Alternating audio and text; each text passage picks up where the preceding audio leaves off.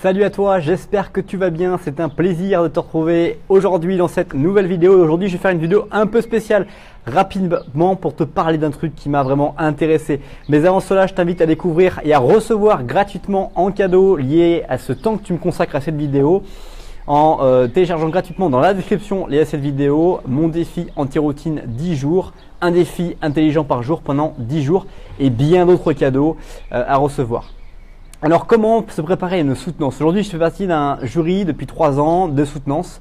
sur finalement des soutenances qui se passent dans un lycée et c'est très technique, c'est en fait sur de génie climatique et ce qui se passe c'est que à chaque fois que je fais ces soutenances là, je vois des personnes qui ont des potentiels extraordinaires qui font en fait malheureusement des erreurs simplement parce qu'ils manquent de confiance en eux ou simplement parce qu'ils ne sont pas assez préparés pour la soutenance. Et du coup en fait ce que je voulais partager avec toi c'est quelques conseils très simples, très puissants pour que tu puisses en fait réussir tes soutenances de la meilleure des manières et que tu ne te retrouves pas en galère comme j'ai pu le voir aujourd'hui. Alors le premier conseil que je vais partager avec toi comme conseil dans la soutenance, c'est de garder en tête que tu as travaillé, que tu t'es préparé à cette soutenance et que du coup tout est déjà fait. Tout le travail écrit que tu as pu produire, toutes les choses que tu as pu envoyer, toutes les choses que tu as pu diffuser, c'est fait, c'est déjà vu et maintenant tu n'as pas besoin de revenir dessus et ça sert absolument à rien d'arriver dans la soutenance et de dire dès le démarrage de la soutenance, écoutez, j'ai pas fait le travail ou je suis pas organisé ou je suis à moitié préparé, etc. Parce que finalement, tu as déjà fait le boulot, maintenant tu es venu le défendre et on s'en fout de savoir pourquoi tu n'as pas fait les choses, etc. Tu es là, tu es présent et tu dois défendre ton beefsteak, quel que soit ce que tu as pensé, ce que tu as vu, ce que tu as revu ou tes remords. On n'est pas là pour entendre des remords et à se préoccuper de finalement pourquoi tu en es là. On est là pour te noter et du coup, autant que tu nous donnes en fait l'opportunité de te noter sur ce que tu as vraiment réalisé. Deuxième point que je trouvais vraiment intéressant cette soutenance, c'est de vraiment vouloir rester confiant et de maîtriser le temps. Les gens qui viennent dans les soutenances, plus tu leur poses des questions, plus tu vas creuser le sujet et plus ils vont croire, et c'est le ressenti qu'ils ont, que finalement ce qu'ils ont produit ou ce qu'ils ont fait, c'était pas terrible. Alors qu'en fait, finalement, plus tu poses des questions, plus tu es questionné en tant que toi qui passe ta soutenance, plus ça veut dire que le jury,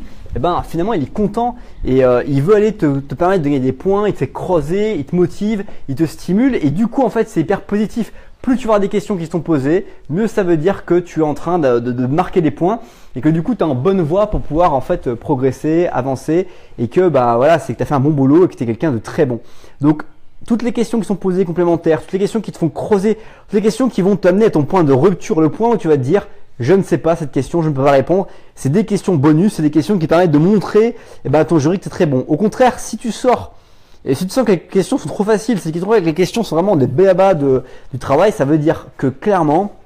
du coup, tu n'es pas au niveau et que les gens ils te posent des questions pour pas te mettre trop dans la difficulté parce qu'ils savent que s'ils vont te poser la question difficile, tu vas te faire déborder et ça va être la galère pour toi. Donc voilà, en bref, ce que je vais te dire, c'est que quand tu as une soutenance à passer, quand tu as vraiment un jury d'examen qui va être face à toi, il faut que tu gagnes en confiance en toi. Qu'importe ce que tu as fait auparavant, ce que tu as fait, tu dois maintenant faire le meilleur de toi-même, tu dois proposer ce que tu vas pouvoir en fait réaliser, tu vas proposer en fait ce que tu es en mesure de savoir proposer à l'instant. Tu as bossé, tu as fait ton truc,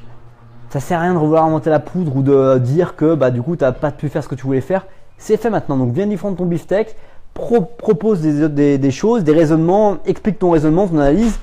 Ne cherche pas à mentir, à essayer de faire croire aux autres des choses que tu ne crois même pas toi personnellement ou pour lesquelles tu n'es absolument pas sûr. Voilà, il faut vraiment que tu sois, on va dire,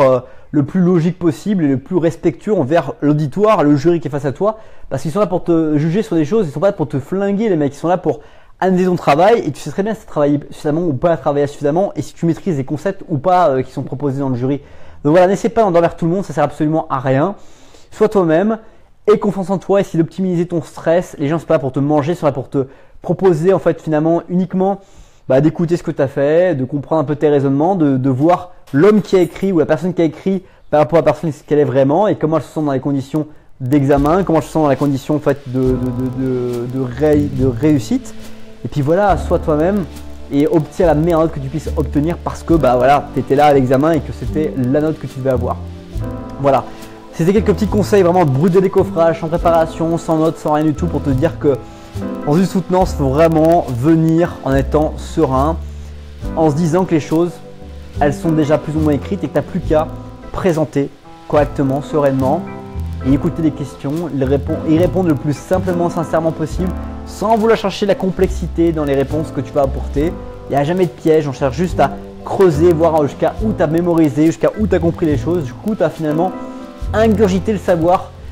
qui est réclamé sur la soutenance. Et puis voilà quoi, après tu auras la meilleure note, tu auras la note qui te correspond au moment où tu as passé l'examen. Et ça permettra peut-être de te dire, bah du coup j'étais très bon sur cette thématique ou